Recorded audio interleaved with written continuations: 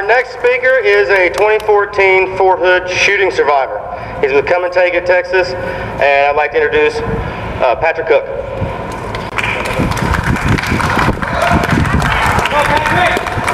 Good afternoon.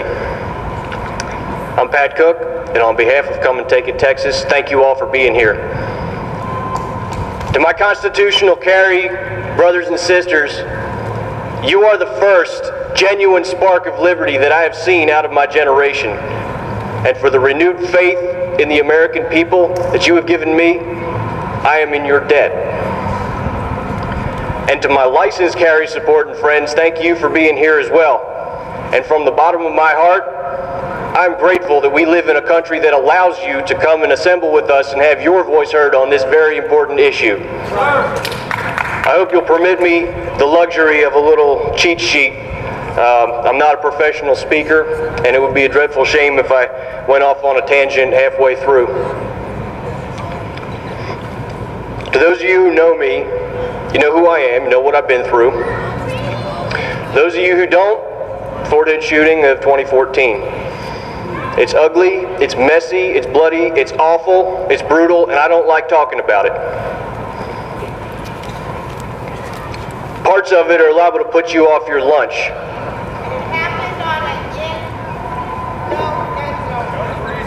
That is correct. So I'll spare you the trouble. What I will attempt to make you intimate with, however, is what this experience has done to me physically, mentally, morally.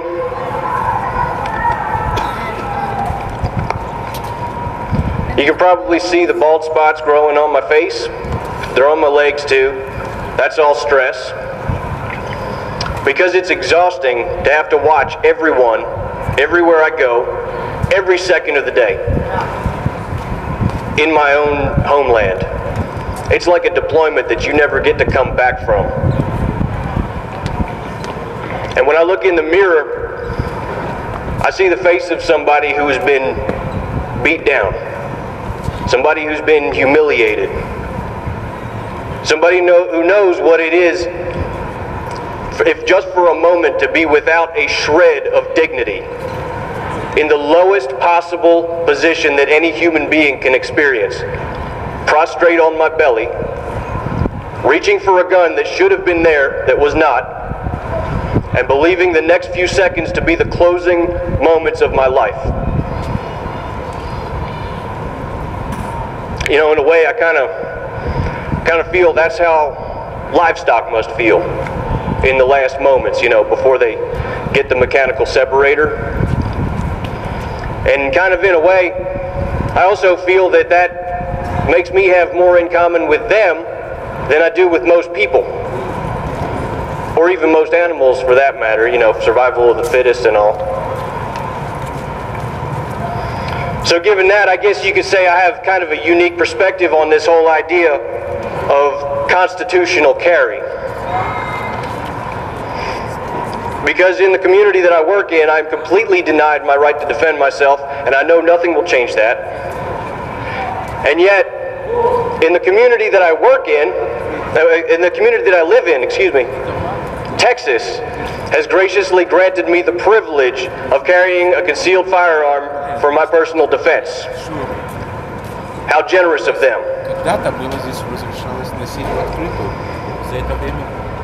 And though I applied a few years ago, and I'm now one of the privileged few who may carry a CHL and a concealed weapon, I am very likely to lose my CHL and my weapon should I ever have a need of it.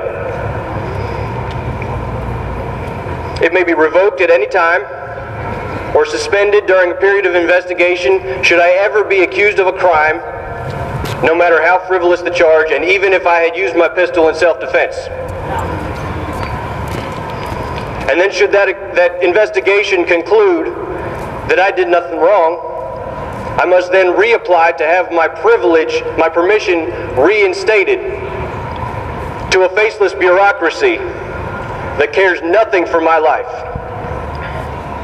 And should my attacker survive to charge me, I must then defend myself against an extremely hostile judicial system that can, may, and probably will force me to surrender my CHL out of hand. And even if I never need to use my handgun at all, when my expiration date comes up, I still have to reapply to keep my privileged status. All payments non-refundable. Does that sound like a right to you? No, it's not. No, it's not. That's the difference between a right and a privilege. A privilege is a lien placed on your liberty, making it extremely liable to not be there at all when you need it the most. And in fact, completely unavailable to those who haven't the resources, the misdemeanor-free past, or the dumb luck required to maintain that privileged status.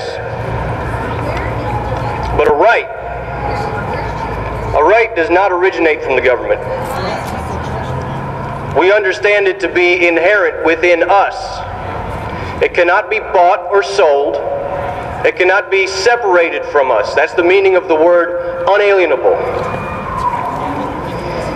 And for a government to steal that right and attempt to sell it back to us should be as offensive to a free people as it is offensive to their God.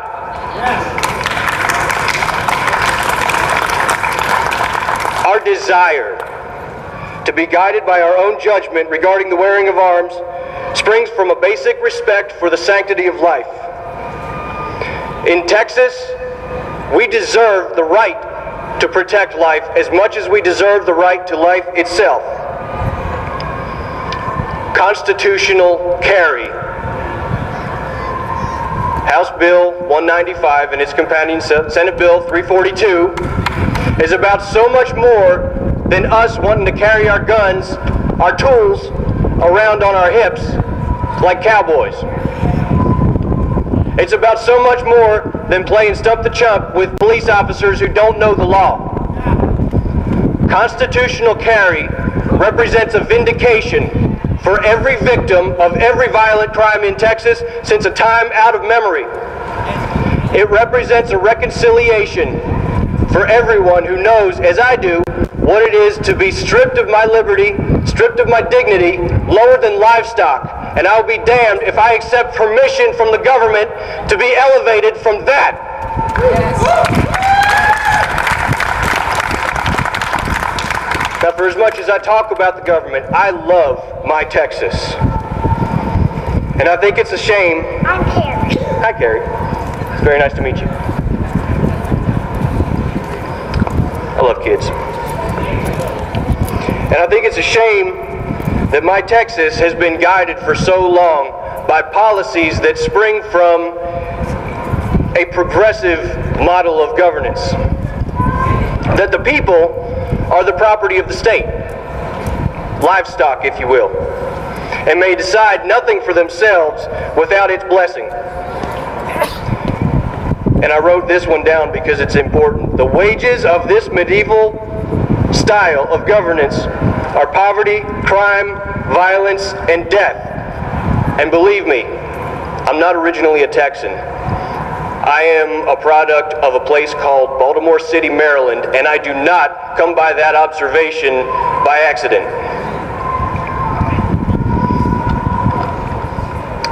But let me tell you something that I feel down in my bones. And I want to know if you all feel this too. What I feel on the wind, if you will, is that the progressive era of the 20th century is coming to a close. Every day I can see more people coming around to the idea that they can govern themselves, like it's a new concept. And to our generation, frankly, it kind of is. And so I think it would be fitting if my Texas should take the lead in putting permitted carry where it belongs, in the trash can of history's bad ideas.